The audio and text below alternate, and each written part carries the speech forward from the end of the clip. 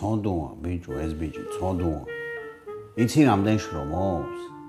წელებზე ფეხსი დგავს, რომ არაფერი მოაკლოს თავიშვილსა. იცი როგორ უყვარს? მე და შენ არ უყვარვართ ისე, როგორც თავისი შვილი უყვარს.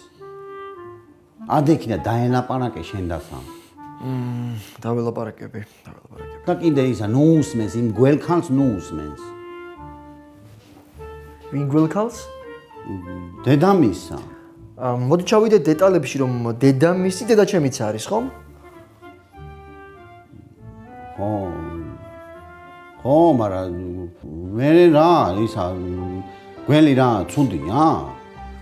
ძალიან ის არის სუფთაანი გველი, რომ შეუშვა წყალში, ხო?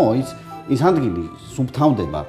მოდი ახლა თქვენ შეცვალეთ საუბრის თემა, თორემ გაგიყვანთ გვერდითა ოთახში, ემოციების ძაცლის სივრცეში და მაგ თქვენს კარგის უკანალს შესაბამის შეურაცხყოფას მივაყენებ.